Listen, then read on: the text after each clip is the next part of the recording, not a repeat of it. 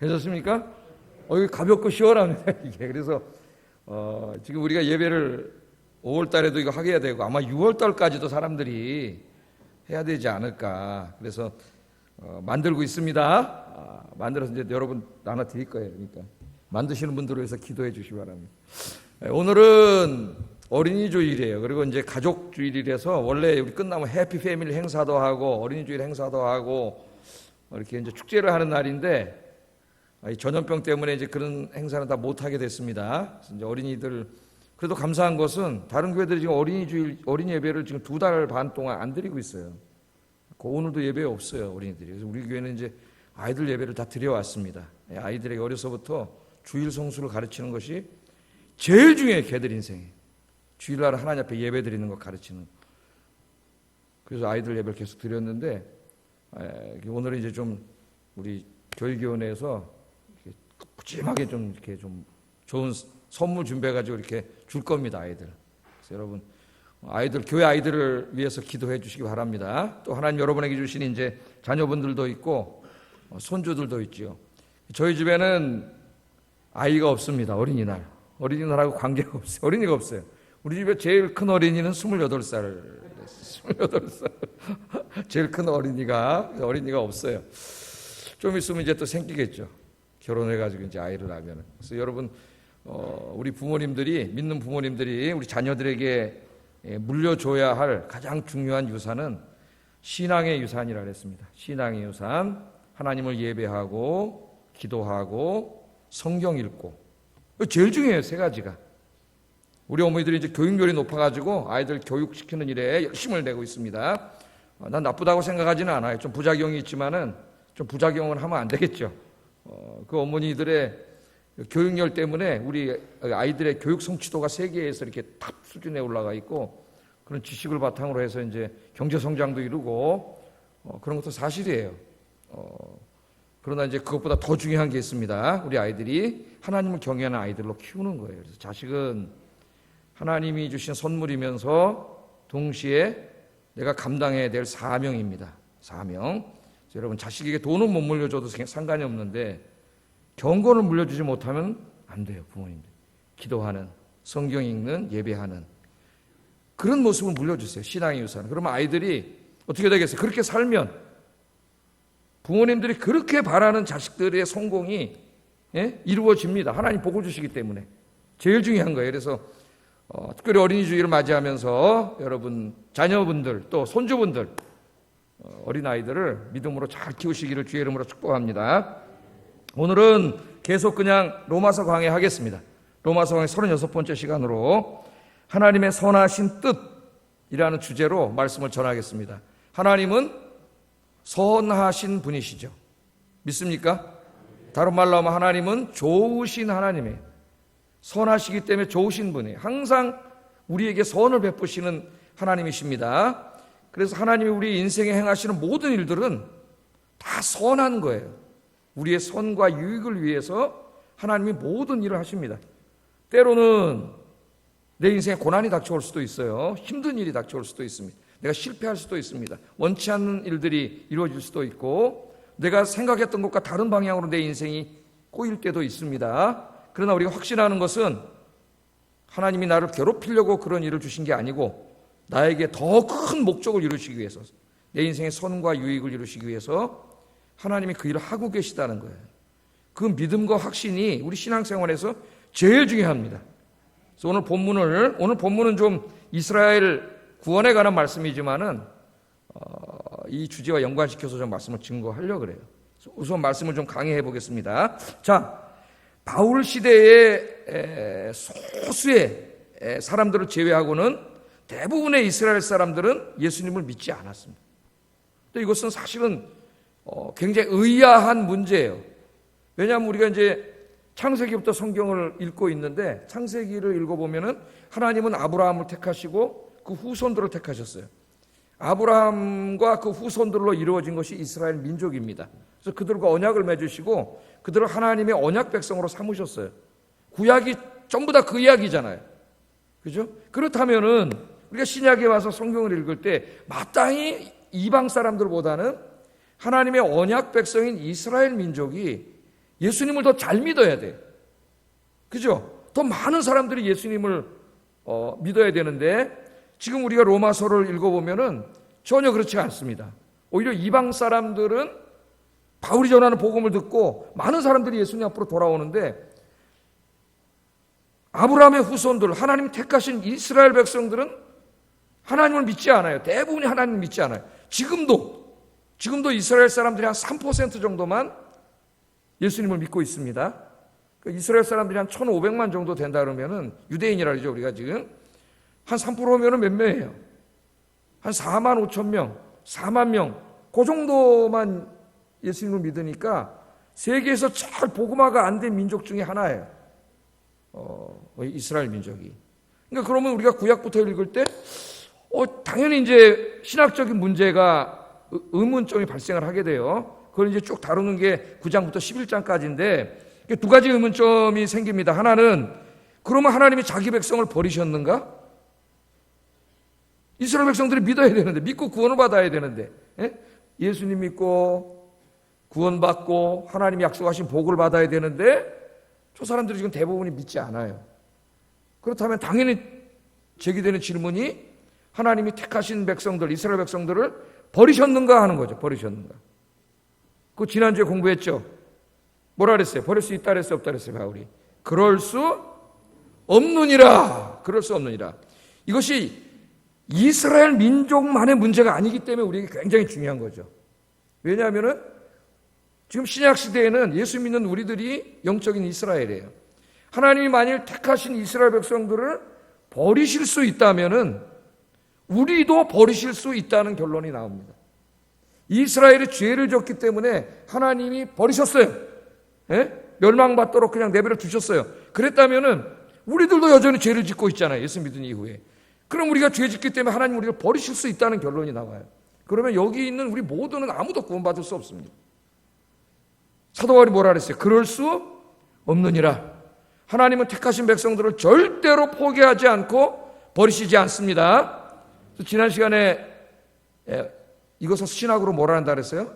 칼빈의 5대 계리 중에 성도의 견인을 믿는다 그랬죠? 카톨릭은 구원에서 탈락할 수 있다고 가르친다 그랬어요. 그래서 지난주에 공부했습니다. 하나님 택하신 백성들을 버리시지 않고 끝까지 지켜주신다. 때로 우리가 연약하고 죄를 짓고 그러지만 우리 안에 성령님을 보내주셔서 죄를 다시 깨닫게 하시고 회개하게 하시고 바른 길로 가게 하시고 그렇게 인도해 주시잖아요. 우리가 경험하잖아요. 그래서 천국에 갈 때까지 하나님이 저와 여러분을 지켜주시는 줄로 믿습니다. 이거 이제 지난주에 공부했어요. 근데 이제 두 번째 문제가 또 발생을 하는데 오늘 이제 그 질문입니다. 두 번째 야기되는 문제는 뭐냐면은 이스라엘은 영원히 멸망할 것인가 하는 거예요. 바울 시대에도 바울과 12제자와 예루살렘 교인들 극소수의 사람들만 예수를 믿었단 말이에요. 그러니까 대부분의 이스라엘 사람들은 예수를 안 믿었는데 그런 상태가 예수님 오실 때까지 계속 될 것이냐 이거예요. 그럼 어떤 일이 발생해요? 하나님이 이스라엘을 택하셔서 이스라엘을 열방의 빛으로 삼으시고 이스라엘을 통해 열방을 구원하시겠다고 그렇게 하셨는데 그렇게 되면은 이스라엘이 영원히 멸망받아 버린다면 이 모든 일이 다 없어지는 거죠. 그래서 하나님이 이 이스라엘이 이렇게 죄를 짓고 회복하지 못하고 극소수만 계속 믿다가 계속 그냥 그 상태로 이스라엘 민족은 하나님 앞에 쓰임받지 못할 거 그렇게 되느냐 그런 질문이죠. 그게 이제 오늘 본문에 나옵니다. 11절 보면 그러므로 내가 말하노니 그들이 넘어지기까지 실족했느냐. 넘어졌는데 지금 넘어졌잖아요. 지금도 넘어져 있잖아요. 3%밖에 안 믿으니까. 근데 이게 영원히 지속될 거냐?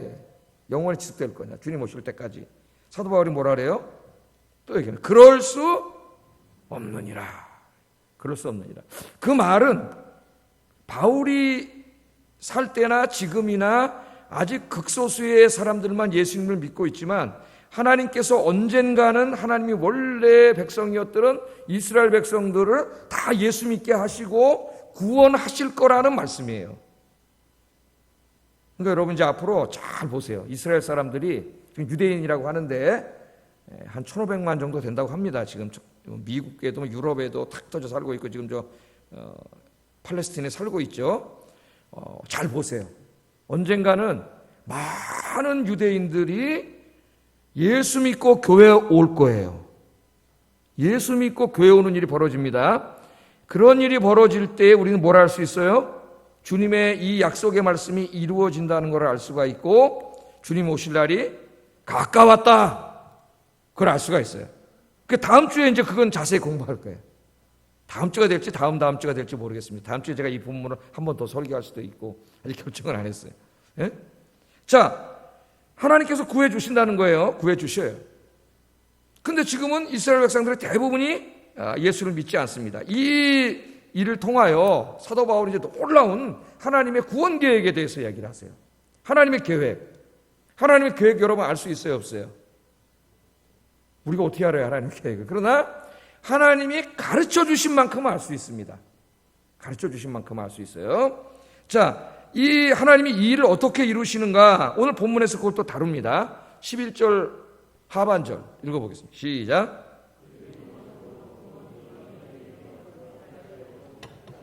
예, 그들이 넘어짐. 그들은 누구예요? 이스라엘 민족이죠. 이스라엘 민족이 넘어졌어요.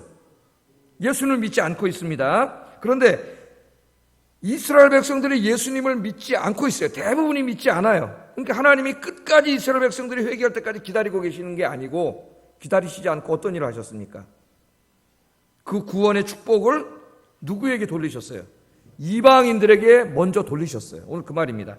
그들이 넘어짐으로 구원이 이방인에게 이르렀다. 하나님이 기다리지 않았어요. 이스라엘을 구원시켜서 열방을 구원하시려고 하시는 게 하나님의 계획이었는데 이스라엘이 믿지 않으므로 하나님이 계획을 변경해서 이제는 먼저 이스라엘을 기다리지 않고 이방 사람들이 예수를 믿게 했다는 거예요. 이방 사람들이 예수를 믿고 그래서 이스라엘이 받아야 될 축복을 누가 다 받게 하셨어요? 이방 사람들이 받게 하셨어요. 그 이방 사람들이 뭐가 됐어요? 하나님의 유업을 받을 하나님의 백성들이 됐고, 그죠? 하나님의 자녀들이 됐고, 하나님 나라를 상속받게 됐습니다. 이 큰 축복을 이방인들이 다 받게 됐어요. 예? 자, 그래서 12절에 보면 이렇게 얘기합니다. 읽어보겠습니다. 시작.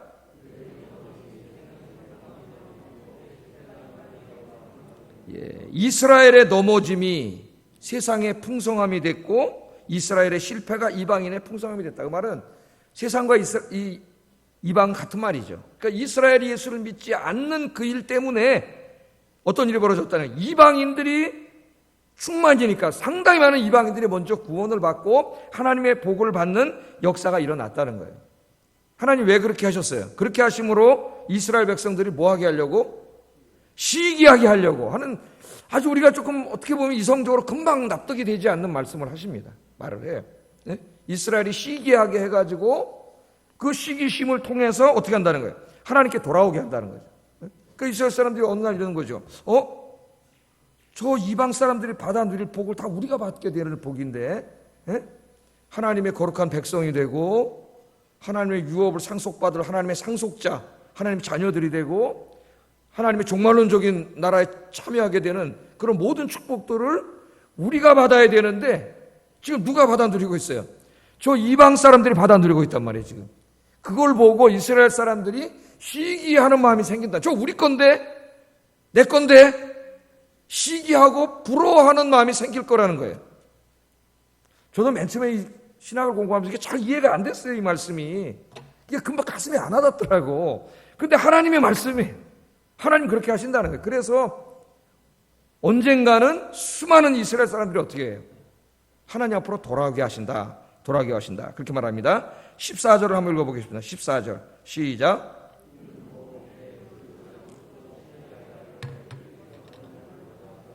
아멘. 하나님 또 말씀하시죠. 이런 내 골육을 바울의 골육은 이스라엘 사람들이에요. 이스라엘 사람들을 아무쪼록 시기하게 하여 그들 중에서 얼마를 구하려 함이라 그렇게 말합니다.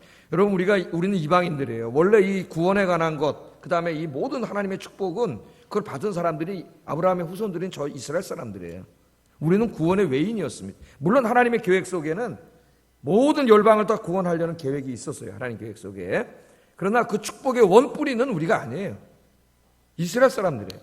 그런데 저들이 불신앙을 하기 때문에 하나님이 먼저 이방인들에게 축복을 받게 한 거예요. 우리가. 그래서 우리가 복을 받은 거예요. 그러나 하나님 뭐라 그래요? 자만하지 말라 그랬죠. 이스라엘 사람들을 향하여 자만하지 말라. 자만하지 말라. 교만하지 말라. 이거 원래는 이스라엘 사람들이 받을 축복인데 너희가 받는 거다. 그러니까 교만하지 말라 그랬는데 사실은 인간이 이스라엘 사람들에 대해서 이 말씀을 어기고 자만했습니다. 그래서 우리가 교회사 2000년 서양 역사를 보면은 이 예수 믿는 사람들이요, 이 말씀대로 살지 않았어요. 유대인들을 무진장 미워하고 받게 했어요. 2000년 동안. 특별히 로만 가톨릭이 엄청나게 미워했어요. 왜냐하면 왜 미웠겠어요? 저 유대인 놈들 누구예요? 감히 우리를 구원하신 하나님의 아들 예수님을 십자가에 못 박아 죽인 놈들. 그렇게 더 쉬운 거예요. 예수님을 십자가에 못 박아 죽인 놈들. 그래가지고 자만했어요. 하나님께 저주받은 놈들. 하나님께 원래는 택함을 받았지만 버림받은 놈들. 그래가지고 하나님이 하지 말라 그랬는데 자만해져가지고 중세에 여러분 얼마나 많은 유대인들을 박해하고 핍박했습니까? 특별히 흑사병 퍼졌을 때 어떻게 했다 그랬어요? 흑사병 퍼뜨린 사람들 유대인이라고 뒤집어 씌워가지고 중세 때 엄청나게 많은 유대인들을 죽였어요. 누가? 그리스도인들이. 예? 엄청나게 많이 죽였어요. 중세 때. 그리고 게토라고 해가지고 한 지역을 정해져 놓고 유대인들은 거기 바깥에 못 나오게 했습니다. 예? 꼬리표 달아놓고 고기만 살게 했어요. 그렇게 괴롭혔어요. 그 나중에 결국 어떤 일이 벌어졌어요? 예? 2차 대전이 일어났을 때 히틀러가 말이죠. 예? 유대인들 잡아다 600만 명을 학살했어요. 600만 명을. 그러니까 서구인들의 마음속에는 항상 유대인들이 예수님을 죽인 나쁜 놈들이야. 그러니까 유대교는 모두 게 나쁜 거야. 예? 그렇게 이해를 하고 있어요. 그래서 그 대학살이 이루어진 다음에 많은 신학자들이 반성이 일어납니다. 우리 신학을 공부하다 보면은 우리의 신학이 유대인들이 항상 유대인들은 나쁜 거고 예수님 죽인 자들이고 이런 전제를 가지고 신학을 해왔기 때문에 결국 히틀러가 600만 명을 죽였지만은 우리 신학자들이 여기에 가담한 거다 간접적으로. 그래가지고 엄청나게 반성을 하게 돼요. 네? 이 역사에 딱 일어났던 일이에요. 말씀대로 안 살면 끔찍한 일이 벌어져요. 여러분 왜 우리 역사가 이렇게 어둠으로 가득 차 있습니까? 네? 왜 그 모든 사람이 예수 믿는 사람들이 살고 있는 중세 유럽이 그렇게 어두운 시대가 됐어요? 하나님 말씀대로 안 살았기 때문에, 순종하지 않았기 때문에. 여러분들 하나님의 말씀에 순종해 살기를 주의 이름으로 축복합니다. 제가 일부 예배 때는 이 얘기는 안 했어요. 시간이 많이 걸리기 때문에 얘기는 하지 않았습니다. 자, 이는 내 권력을 아무쪼록 시기하게 하여 그들 중에 얼마를 구하려 하며. 하나님의 마음속에는 원가지인 이스라엘 백성들을 항상 구원하고 싶은 그 마음이 하나님의 마음이에요. 여러분, 하나님의 마음. 그래서 그 2차 대전 이후에는 신약 연구가 유대교를 새롭게 연구해가지고 유대교 속에서 모든 신학을 연구합니다. 유대교가 다 나쁜 게 아니에요. 유대인들에게 얼마나 좋은 게 많으냐, 율법이 얼마나 선한 게 많으냐, 그래가지고 이 신학이 다 새롭게 연구가 됐어요. 홀로코스트 대학살 이후에. 하여튼 그런 게 있습니다. 뭐 신학은 더 얘기하지 않겠습니다. 자, 하여튼 그렇게 함으로 하나님은 이 이스라엘 백성들이 시기하게 해서 다 구원하기를 원한다. 이제 그것을 더 실감나게 설명하기 위해서 17절부터 하나의 비유를 듭니다. 감람나무에 젖붙이는 비유를 들어요. 감람나무에다가 젖붙이는 비유. 그러니까 여러분 저 성경 말씀을 잘 들어야 돼요. 내가 어떻게 이렇게 좀 흥미가 있는 거 그런 부분만 듣고 나머지는 좀 뭐 이상하다 그러고 안 듣고 그러면 안 돼. 하나님 말씀 그러면 큰일 나는 거예요. 2000년 역사처럼. 자, 감람나무, 참 감람나무가 있어요. 여기 보니까 참 감람나무 진짜 감람나무 열매 맺는 감람나무가 있는데 참 감람나무는 원래 하나님의 계획 속에 있는 언약 백성들입니다. 그런데 어떻게 했다 그랬어요? 그 참 감람나무에 있는 가지들이 엄청나게 많은데 그 가지들은 누구예요? 이스라엘 백성들이죠. 그들이 불신앙을 하고 있는 거예요. 하나님 보내주신 메시아를 믿지 않고 있는 거예요. 그래서 어떻게 했다는 거예요? 그 가지들을 하나님이 꺾어버렸다는 거예요. 꺾어버렸어요. 이스라엘 백성들을 꺾어서 던져버렸어요. 그래서 저들이 지금 하나님 믿지 않고 있는 거예요. 예수님을 믿지 않는 거죠. 자기들은 하나님 믿는다 하지만 사실은 하나님 믿지 않는 거죠. 꺾어버렸어요. 그리고 어떻게 했습니까? 옆에 보니까 돌감람나무가 있어요. 돌감람나무는 누구를 말하는가? 하나님 믿지 않는 이방인들을 말하는 거예요. 그 돌감람나무 중에서 예수 믿는 사람들을 하나님 어떻게 했어요? 가지를 꺾으셔가지고 그 가지를 참 감람나무인 하나님 언약 공동체 어떻게 했다는 거예요 지금? 접붙였다는 거예요. 접붙였어요. 이스라엘이 잘려나간 데다가 우리 이방인들을 거기다 접붙였어요. 그래서 어떻게 됐습니까? 그 뿌리가 있잖아요. 나무의 뿌리는 하나님이에요. 하나님이 자양분과 수분을 막 영양분을 공급해 주는데 그걸 원래 이방인들은 돌감람나무였기 때문에 상관이 없는 거였는데, 저와 여러분이 이제 어떻게 됐어요? 하나님이 거기서 꺾어다가 여기다가 접붙여놨잖아요. 그 여러분의 뿌리가 누구예요? 하나님이시죠. 하나님이 은혜를 공급해 주시기 때문에 원래 이스라엘 백성들에게 약속했던 모든 축복을, 영육간의 축복을 지금 다 누가 받고 있는 거예요? 저와 여러분이 받게 되는 줄로 믿습니다. 그래서 우리가 이 축복을 받고 있는 거예요. 예? 그러나 하나님의 구원 계획 속에는 또 뭐가 있어요? 우리들을 통하여 이제는 거꾸로 마지막 때는 이스라엘 백성들을 구원하고자 하는 그런 하나님의 계획이 있다는 걸 알려줍니다. 23절, 24절 읽어보겠습니다. 시작.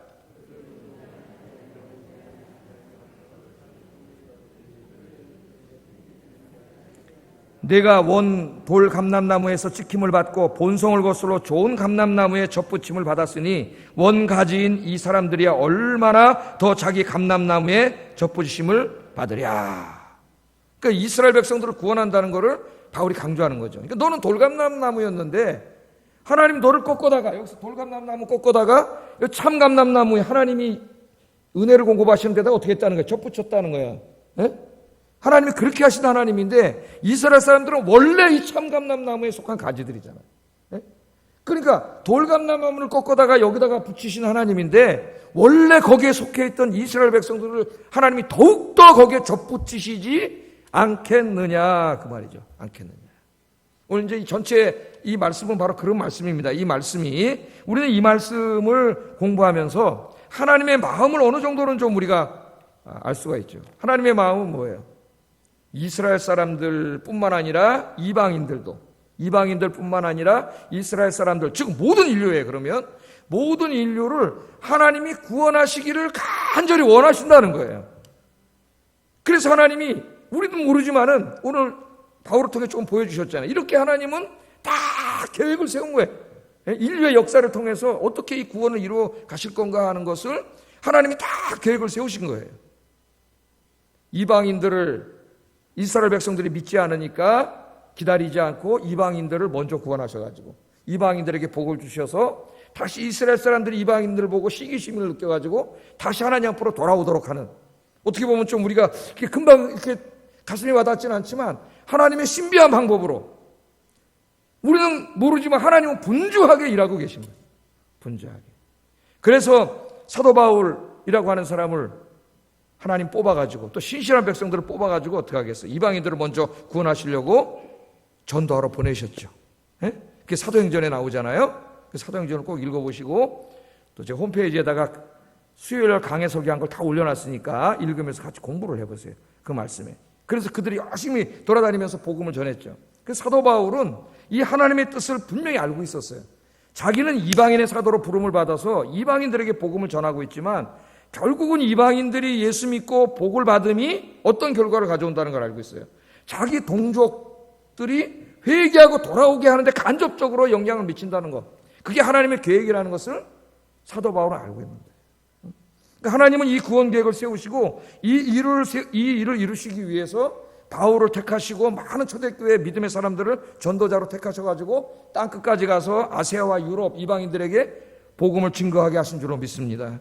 네? 우리 민족을 또 구원하시려고 19세기 말에는 저 언더우드 아펜젤로, 또 마포삼열은 누구냐면 우리 장로교 와서 신학교를 세운 사람이에요. 우리 장로교 사무엘 모펫이라고.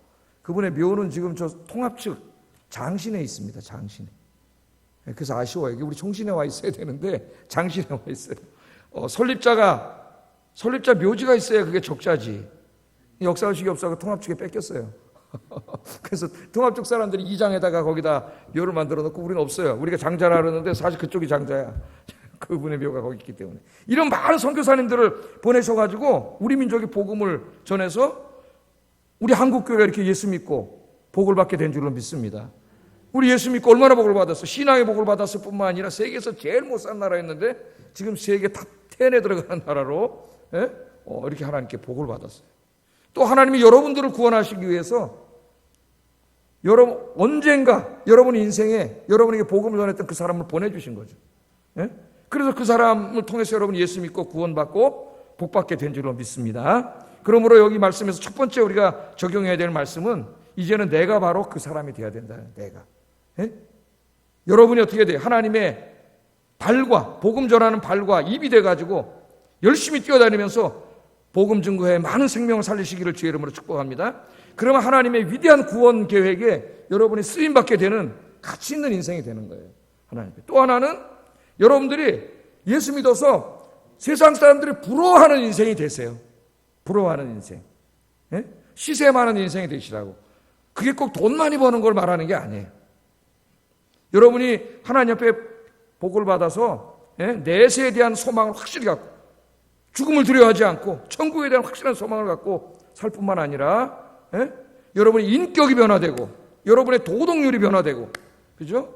여러분의 모든 삶이 안 믿는 사람들이 볼 때 너무나 풍성하고 행복한 삶으로 비춰져서 여러분 때문에 예수 믿는 사람들이 늘어나는 축복된 인생이 되기를 바랍니다.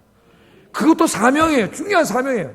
내가 예수 믿고 그 예수 믿음 때문에 행복하게 사는 것. 남들이 볼 때도 정말 너무 행복해. 자기는 막 그냥 코로나 바이러스 때문에 막 두려워서 막 미치겠는데 저 사람 보니까 너무 평안하고 행복해.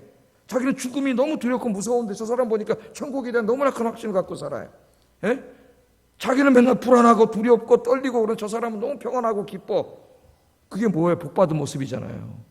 그걸 보고 나도 예수 믿어야 되겠다. 저분을 보니까 저분이 믿는 하나님은 분명히 살아계신다. 그런 인생이 된다면은 가장 복받은 인생이에요. 아니 저 사람 보니까 내 교회 다니기가 쉽지 않아. 그런 사람 되면 안 되겠죠. 여러분, 이 여러분의 인생이 바로 전도지가 되기를 주의 이름으로 축복합니다. 첫 번째 우리가 이제 생각해야 될 부분이 그 부분이에요.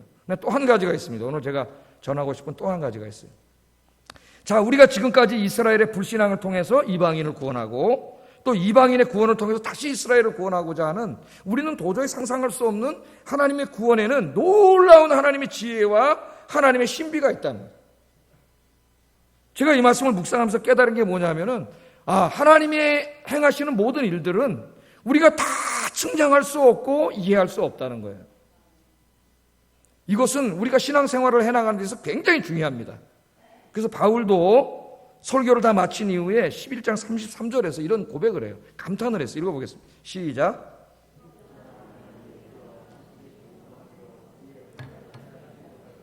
우리의 그의 길은 찾지 못할 것이로다. 깊도다 하나님의 지혜와 지식에 풍성하며 그의 판단은 헤아리지 못하고 그의 길은 찾지 못할 것이다.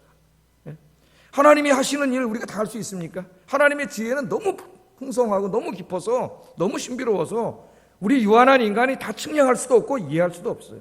하나님이 하시는 일은. 그것이 왜 우리 신앙생활에 중요합니까, 여러분? 매우 매우 중요해요. 특별히 요새같이 고난이 가득한 이 고난의 한가운데 있을 때에 우리 인생에 고난이 찾아올 때에 이 신앙은 이 고난을 이겨내는 굉장히 중요한 힘이 됩니다. 이 신앙이. 왜 그런가 한번 좀 살펴보겠어요. 자, 여러분, 우리가 하나님에 대한 신앙을 가지려면은 뭐가 필요해요? 하나님을 알아야 됩니다. 하나님을 알지 못하는데 신앙이 생길 리가 없어요. 그 전에 하나님 누군지도 모르는데 어떻게 하나님을 믿어? 그래서 하나님을 알지 못하면 신앙은 불가능해요. 우리가 신앙을 가지려면 하나님을 알아야 되고 우리의 신앙이 풍성해지려면 하나님을 더 깊이 알아야 돼요. 내가 아는 피상적인 수준에서 하나님을 아는 게 아니라 하나님을 더 깊이 알아야 돼요. 그러면 우리의 신앙생활이 굉장히 풍성해지고 영적으로 굉장히 풍성해집니다. 그러면 진짜 행복해져요. 거기에서 하나님을 알아야 돼요. 하나님을 알지 못하면 신앙생활이 불가능하다. 그러므로 하나님은 보이지 않기 때문에 하나님은 우리가 하나님을 믿게 하기 위해서 하나님을 알려주셨어요. 그것을 성경에서는 계시라 그래요. 계시. 보이지 않는 어떤 것, 감추어졌던 어떤 것을 보이도록 하나님이 보여주신 게 계시예요. 영어로 그래서 리빌레이션이라 그래요. 리빌하면 보여주다, 나타나다 그런 뜻이죠. 요한계시록이 리빌레이션이잖아요. 예? 요한을 통해서 하나님의 감추어진 구원 계획, 인간의 역사 속에 펼쳐질 하나님의 구원 계획이 어떻게 이루어지는가를 계시해 준 게 요한계시록이죠. 그러니까 요한계시록 읽으면은 앞으로 어떤 일들이 펼쳐질지를 우리가 알게 되는데 문제는 요한계시록이 굉장히 어렵다는 거예요. 묵시적인 언어, 상징적인 언어, 이런 언어로 쓰여졌기 때문에 이해하기 어렵다는 거죠. 그래서 제가 다 강의를 해가지고 홈페이지에 올려놨습니다. 여러분 꼭 공부하세요. 혼자 읽으시면서 또 언제 할지 모르니까 거기 올려놨으니까 여러분 꼭 공부하시기 바랍니다. 자, 하나님 보여주셨는데 두 가지로 하나님을 알려주셨어요. 첫째는 뭐냐면 하나님이 창조하신 이 우주 만물을 통해서 하나님 보여주셨습니다. 우주 만물을. 로마서 1장 20절에 보면은 사도 바울이 이미 말씀을 했는데 뭐라 그랬어요? 하나님이 창조하신 만물에 하나님의 보이지 않는 신성이 드러나 있다 그랬어요. 그가 이런 꽃들을 보면서 이 꽃들을 깊이 묵상하면은 이 꽃들을 창조하신 하나님의 모습을 발견할 수가 있다는 거예요. 요즘 봄인데 봄에 이제 이렇게 한강가에 제가 나가 보면은 그 꽃들이 많이 피어 있어요. 근데 저는 그 들꽃을 이뻐합니다. 들꽃은 조그맣잖아요, 막. 예?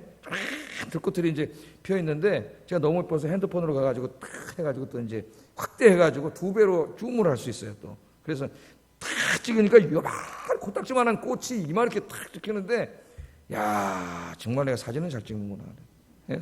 믿거나 말거나 하여튼 사진을 잘 찍는구나. 사진을 찍으면 너무 이뻐, 행복하고. 그래서 우리 애들한테 또 내가 딱 보내줘요. 예? 봄 선물이다. 봄 선물. 꽃들을 보내주고 그래요.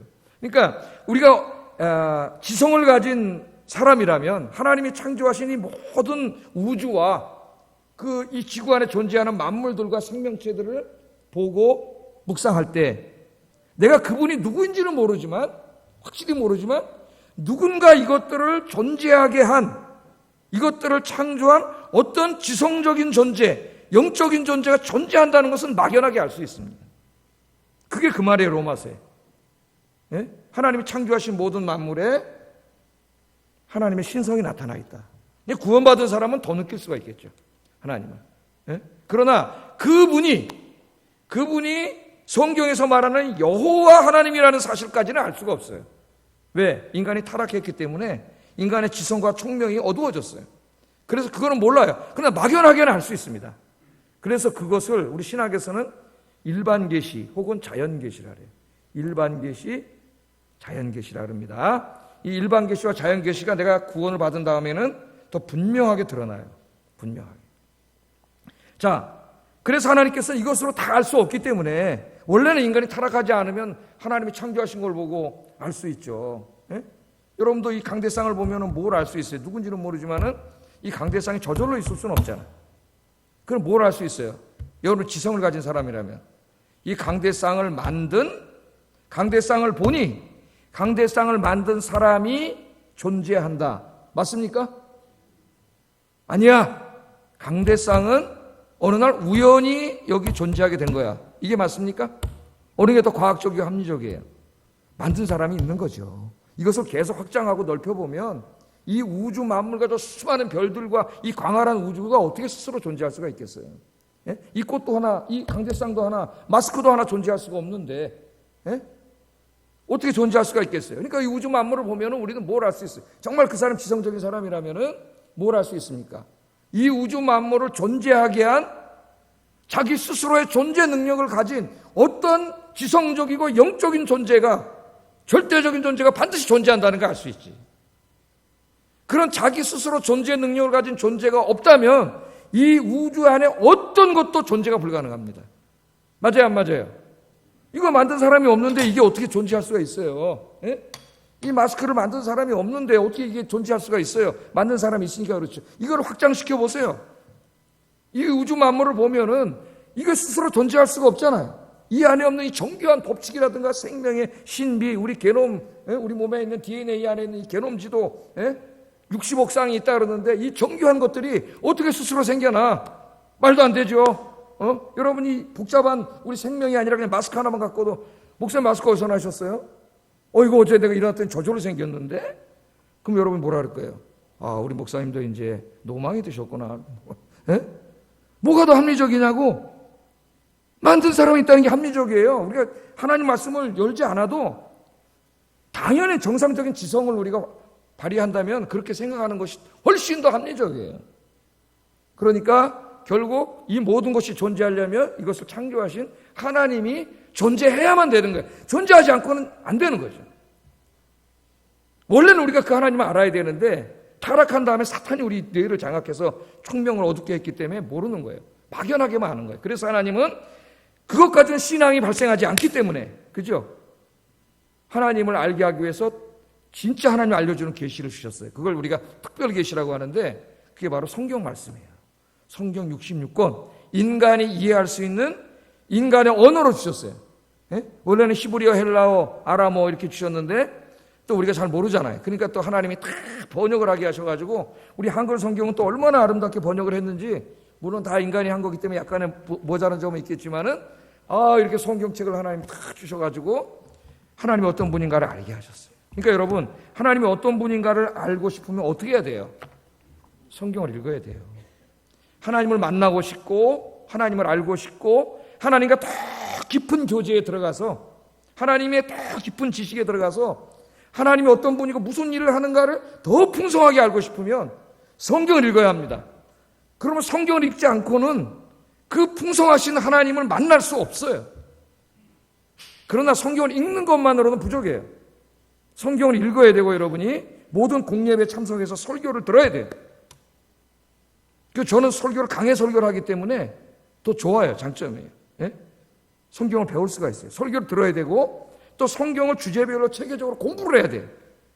그래서 하나님의 말씀을 여러분은 깊이 풍성하게 알면 알수록 놀라운 하나님의 은혜를 더 크게 체험하게 됩니다. 예? 여러분 그림도 맨 처음에 이렇게 가면은 화랑에 가서 이제 이렇게 갤러리에 가서 보면 아무것도 모르죠. 그냥 뭐 사람 하나 있네, 집 하나 있네, 그거밖에 안 보여요. 그러나 그림을 자꾸 공부해가지고 그림에 대한 지식을 쌓으면은 그동안 안 보였던 엄청나게 많은 게 보입니다. 그림에서. 인생도 보이고 철학도 보이고 그 사람의 신앙도 보이고 색은 왜 저렇게 썼으며 저기는 왜 빛이 들어오며 저기는 왜 어둡게 그렸으며 그림 하나에서 엄청나게 많은 걸 볼 수가 있어요. 그래서 어떤 책을 이렇게 썼어요. 아는 만큼 볼 수 있다. 아는 만큼. 마찬가지예요. 여러분, 풍성한 하나님의 은혜를 체험하려면 하나님을 더 깊이 알아야 되고 더 많이 알아야 돼요. 그러려면 성경을 읽고 듣고 배우는데 힘써야 돼요. 그럼 여러분의 신앙생활이 풍성해집니다. 여러분 그렇게 되기를 주의 이름으로 축복합니다. 그래서 이 은혜를 체험한 사람이 이렇게 고백했어요. 시편 119편 103절 읽어보겠습니다. 시작.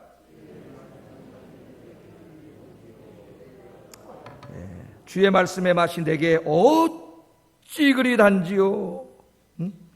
내 입에 꿀보다 더 답니다. 성경에는 하나님의 말씀을 읽는 것을 음식을 맛보는 것으로 많이 비유를 합니다. 맛보다. 음식은 어떻게 해야 돼요? 맛을 봐야 알죠. 그래서 맛집 있으면 어떻게 돼요? 사람들이 또 찾아다녀요. 찾아가 보면 줄을 또 쫙 서 있어요. 뭐 먹으려고 줄 서 있나 봤더니 김밥 먹으려고 줄 서 있어. 세상에. 김밥 하나 먹겠다고 쫙 줄 서 있어. 야, 사람들이 할 일이 무진장 없구나. 인생에 할 일이 없어. 시간이 너무 많고 돈이 있으니까 하는 짓이 거기가 줄 서 있는 거예요. 저는 줄 쓸 것 같아요? 안 쓸 것 같아요? 성질이 급해서 줄 못 써요. 딴 데 가서 먹지. 맛을 왜 맛? 하나님의 말씀을 이 사람은 맛봐서 안 사람이에요. 여러분도 맛봐서 알기를 바랍니다. 그냥 맛을 못 보면 맨날 성경 읽으면 졸려 그냥.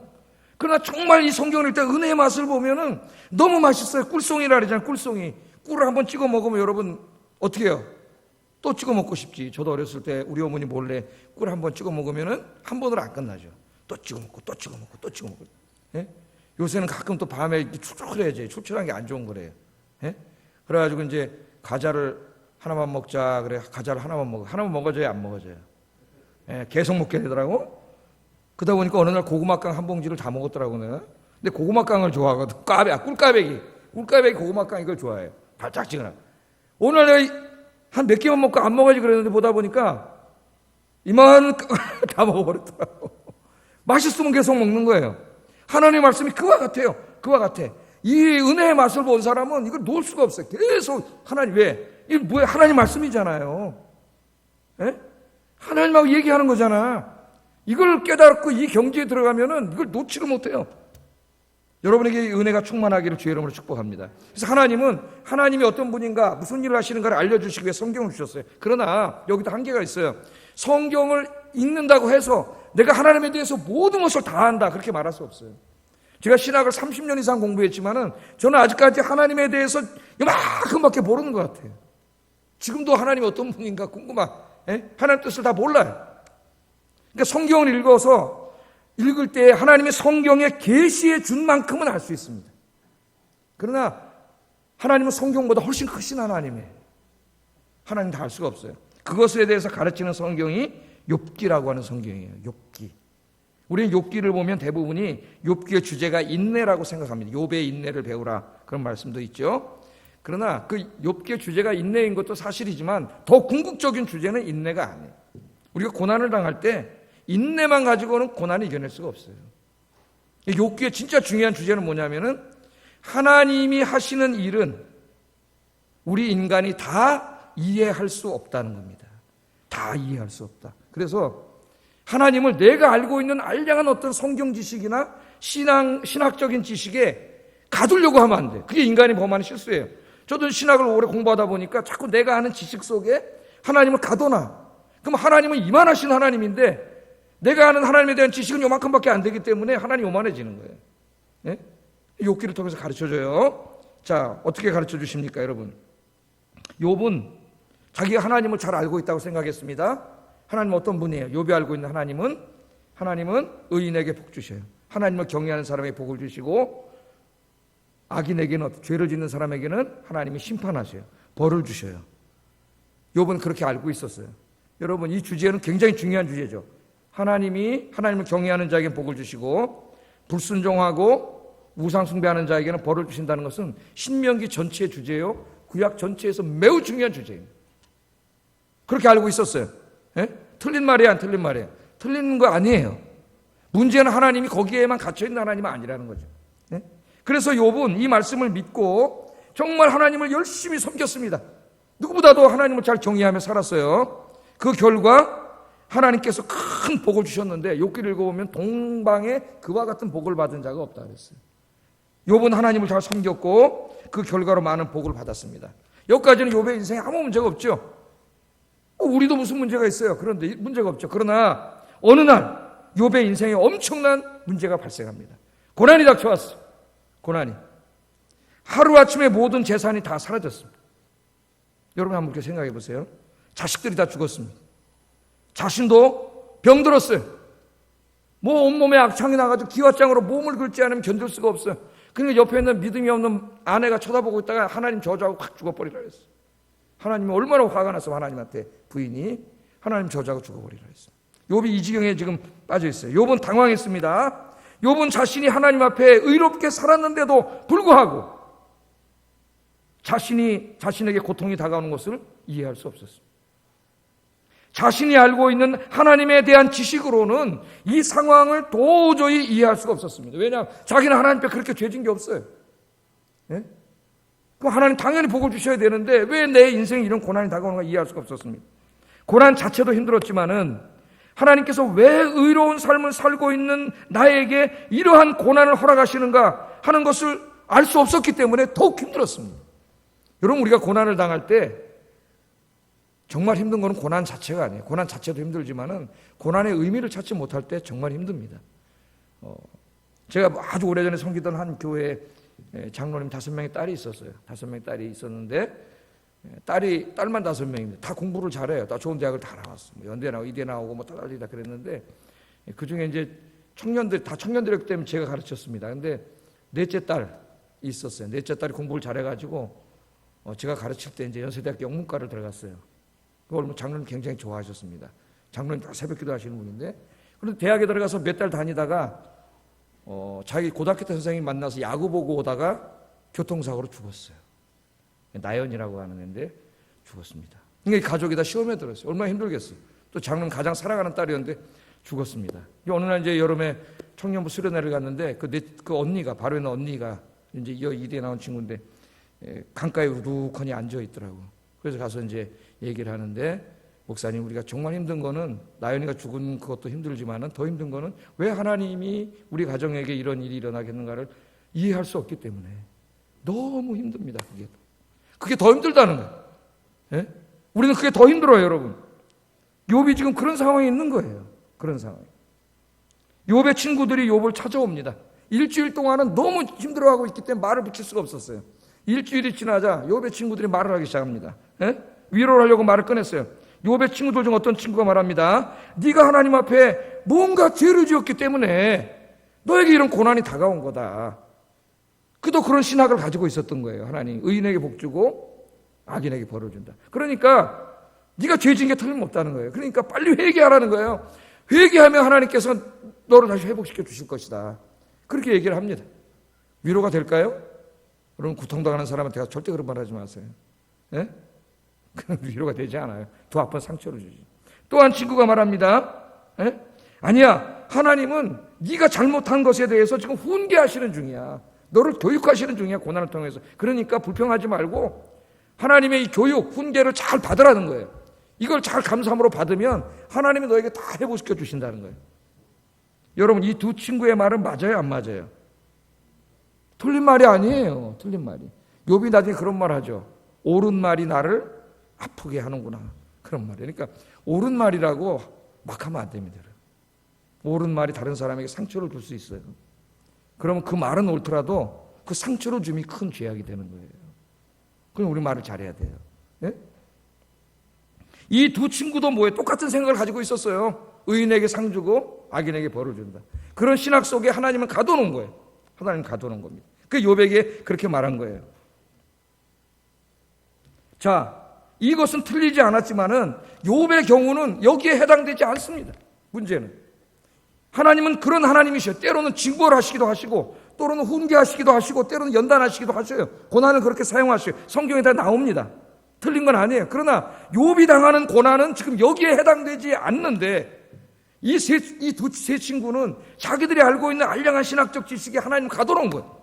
우리가 흔하게 범하는 실수입니다.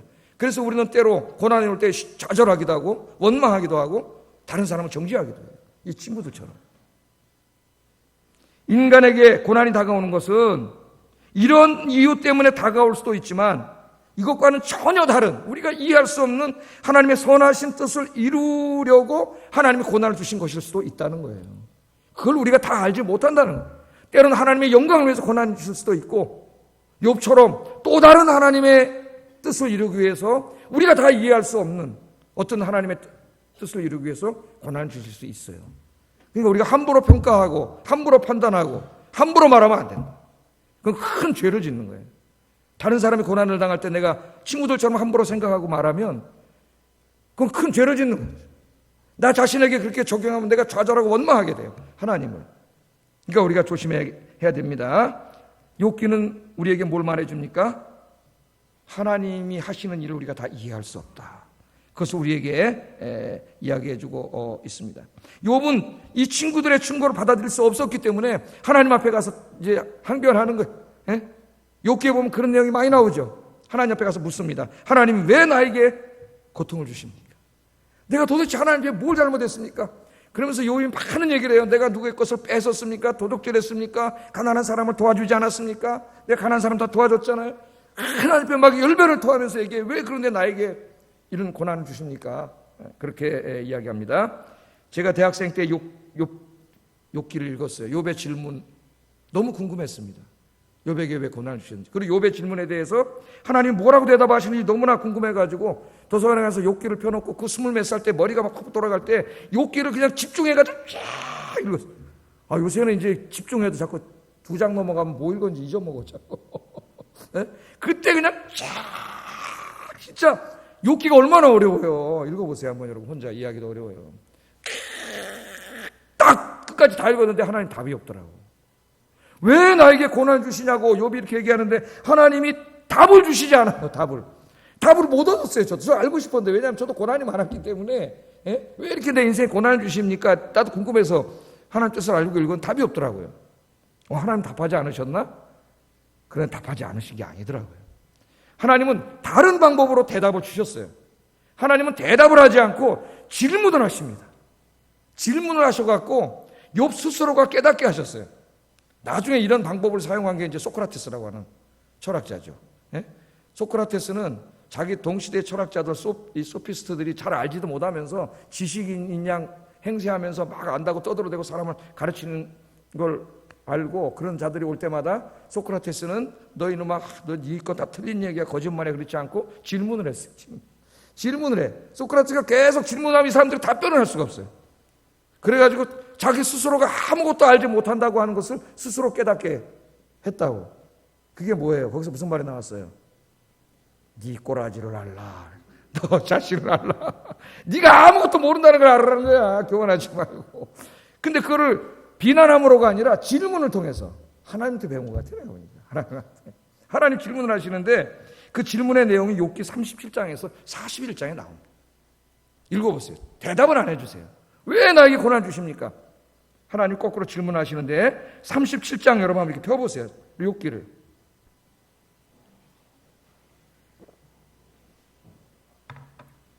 아주 제가 로마서를 공부하는데 자꾸 하나님 이쪽으로 설교하라 그래가지고 내가 설교를 다 새로 썼다니까요. 요새 그 고난이 많은 시대를 살고 있기 때문에. 자, 37장에 보면 하나님이 질문을 하기 시작하는데요. 질문을 하기 시작하는데 내가 이 천지를 창조할 때 네가 어디 있었느냐부터 물어보기 시작합니다. 있었어요, 없었어요? 있기 뭐가 있어? 태어나지도 않았는데. 예? 근데 물어보세요. 예? 내가 이 땅에 기초를 놓을 때 네가 어디 있었느냐? 내가 이 바닷물을 다 막아가지고 바다를 만들 때 네가 어디 있었냐 물어보세요. 네가 땅의 넓이를 아느냐? 네가 이 우주의 넓이를 아느냐? 지금도 몰라요, 우주의 지름을. 지금도. 예? 네가 저 바다 깊숙한 곳에 무슨 일이 벌어지고 있고 누가 살고 있는지 아느냐? 네가 그 바다 깊은 심연 속을 다 걸어댕겨 봤느냐? 계속 하나님 물어보시 대답할 수 있어 없어요? 아무것도 없어. 대답할 수가 없습니다. 계속 하나님이 그렇게 질문을 하고 계시고 질문이 막 쏟아집니다. 속사포로. 내가 우레를 아느냐? 번개와 바람과 홍수와 비와 이슬과 얼음과 서리와 하늘의 별들, 그 별들이 다 어떻게 움직이고 어떻게 되는지 그거 네가 다 아느냐? 지금도 모르는데 지금도. 38장에 넘어가면은 이제 하나님이 만드신 동물들로 넘어가요. 네가 사념소와 암사슴이 새끼를 낳고 어떻게 잉태를 하고 어떻게 키우고 어떻게 살아가는지 네가 본 적이 있느냐? 네가 아냐? 하나님 질문이 계속됩니다. 네가 들나귀, 들소, 타조, 말, 매, 독수리에 대해서 그것들이 어떻게 잉태하고 태어나고 어떻게 사는지 네가 다 아느냐? 하나님 물어보세요. 욥기 38장 18절에 보면 내가 그 모든 것을 다 알거든 말할지니라. 알면 말해보라는 거예요. 말할지니라. 욥은 하나님의 질문에 한마디도 대답할 수 없었습니다. 여러분, 왜 하나님은 욥에게 이 창조하신 모든 피조물들에 대해서 이렇게 자세하게 물어보실까요? 욥은 지금 막 왜 나에게 고난을 주냐고 물어보는데, 내가 하나님 앞에 죄진 게 없는데 왜 나에게 고난을 주냐고 막 따지고 있는데 하나님 대답은 안 하고 왜 이런 질문을 하셨을까요? 그것은 인간은 하나님의 지혜와 하나님이 하시는 일을 다 알 수 없고 이해할 수 없는 무지한 존재임을 깨닫게 하기 위해서입니다. 네가 의롭게 살았는데 하나님 나에게 왜 고난을 주시냐? 하나님 부당하지 않느냐? 그렇게 물어보는데 내가 너에게 고난을 주신 다른 이유가 있는데 네가 알지 못하는 거지. 그러면서 네가 뭘 아냐? 다 안다고 생각하고 있는데 다 질문을 한 거예요. 4장에 걸쳐서. 욥이 하나도 대답할 수 없는 거예요. 욥은 이것을 통해서 뭘 깨달았어요? 자기가 무지한 존재임을 깨달았습니다. 무지한 존재. 여러분, 우리 인간은요 하나님의 지혜와 오묘한 섭리를 다 측량할 수도 없고 다 알 수도 없습니다. 하나님은 때로 징계를 위해서, 훈육을 위해서, 연단을 위해서, 더 큰 축복을 위해서 고난을 허락하실 수도 있습니다. 그러나 모든 고난이 다 이 범주에 들어가는 건 아니에요. 하나님은 이 외에도 내가 알 수 없는 또 다른 이유로 인해서 하나님의 자녀들에게 고난을 허락하실 때가 있습니다. 하나님이 하시는 말씀 뭐냐면은 네가 그걸 다 알 수 없다는 거예요. 하나님의 이 고난에 담겨있는 무한한 지혜와 섭리를 너가 다 알 수 없다는 거예요. 그러니까 함부로 말하지 말라는 거예요. 우리는 여기서 우리 인생에 대해 겸손하게 돼요. 첫째 배우는 게 겸손이에요. 겸손. 함부로 말하지 마세요. 함부로 원망하고 불평하지 마세요. 하나님이 하시는 데는 하나님 뜻이 있어요. 어떤 때는 고난 가운데 왜 하나님이 나에게 고난을 주시는가를 스스로 깨달을 때도 있습니다. 그때 우리는 고난 속에서 자신의 삶을 돌아보며 회개하기도 하고 감사하기도 합니다. 그러나 어떤 때는 내 인생에 닥친 고난을 도저히 욥처럼 이해하지 못할 때도 있습니다. 그건 저도 마찬가지예요. 그때 시험에 듭니다. 그때 하나님 떠나는 사람이 많아요. 그때 우리는 당황하고 고통스럽습니다. 그래서 욥처럼 하나님에게 왜 나에게 이런 고통을 허락하십니까? 그렇게 묻습니다. 그러나 우리는 욥처럼 아무 대답도 찾을 수 없어요. 어떻게 해야 됩니까? 여러분, 이해하려고 하지 말고 우리가 하나님이 하시는 일을 다 이해할 수가 없기 때문에 이해하려고 하지 마세요. 그럼 시험 들어요. 어떻게 해야 됩니까? 오늘 사도 바울이 답을 주는데 바울은 이해하려고 하지 말고 하나님을 신뢰하라고 권고를 합니다. 신뢰하라고. 우리는 하나님이 하시는 일을 다 이해할 수 없지만 한 가지 분명한 사실은 알고 있어요. 그걸 하나님이 가르쳐 주신 게 있어요. 분명하게. 그게 뭐냐면 로마서 8장 28절이에요. 읽어보겠습니다. 시작.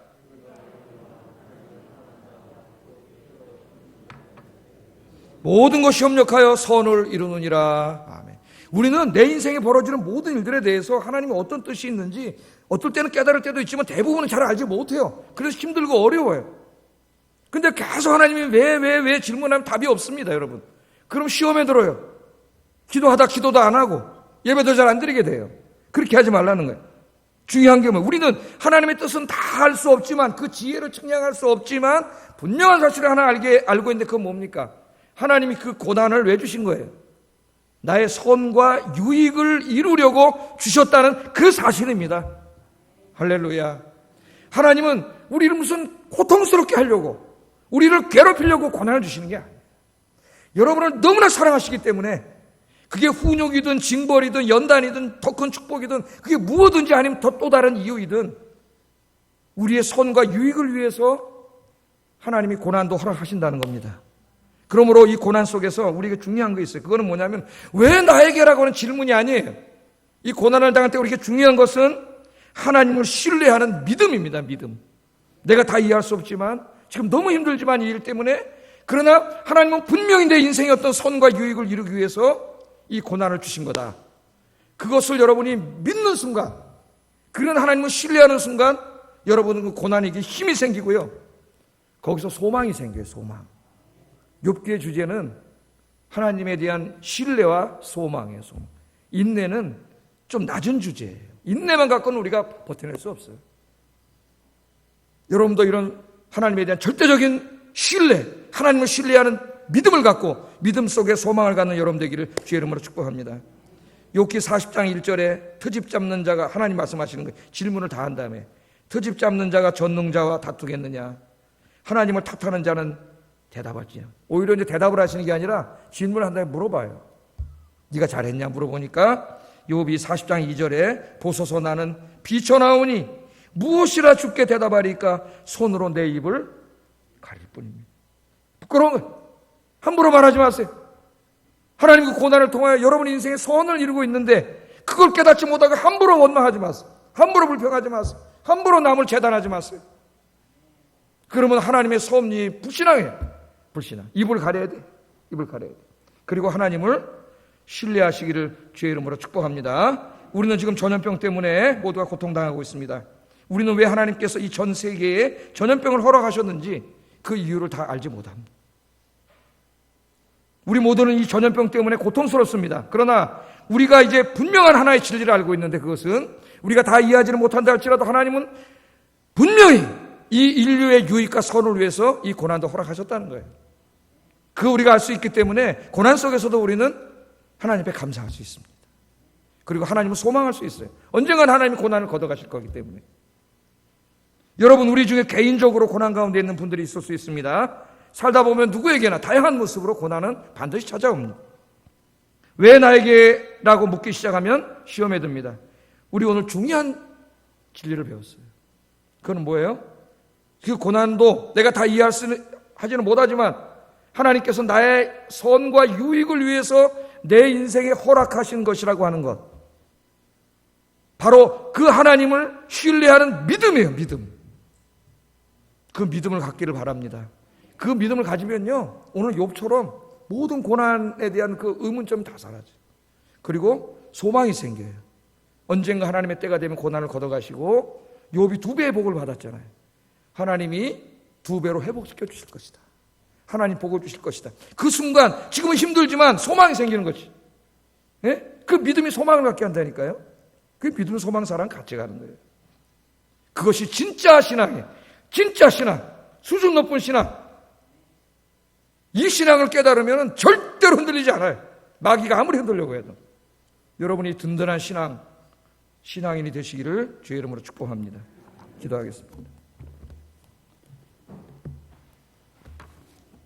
두 가지를 기도하겠습니다. 오늘 우리는 이스라엘의 불신앙을 통해 이방인을 구원하시고 또 이방인의 신앙과 복받음을 통해 이스라엘을 구원하시는 하나님의 너무나 놀랍고 신비한 하나님의 지혜와 섭리를 오늘 배웠습니다. 첫째는 하나님이 바울을 사용하신 것처럼 내가 하나님 앞에 쓰임받는 전도자가 되게 해주세요. 내 발과 입술이 하나님의 복음을 증거하고 나의 삶이 하나님의 살아계심을 증거하는 인생이 되게 해주세요. 첫 번째 기도죠. 두 번째는 우리가 이 하나님의 놀라운 섭리와 신비, 이걸 다 우리가 알 수 없다는 것을 깨닫게 되었고 내 인생에 벌어지는 모든 일에는 하나님의 선하심과 유익함이 있다고 하는 것, 그것을 배웠으니 하나님을 신뢰하는 믿음과 그 믿음 속에 발생하는 소망을 갖고 살게 해주세요. 두 가지 기도하겠습니다.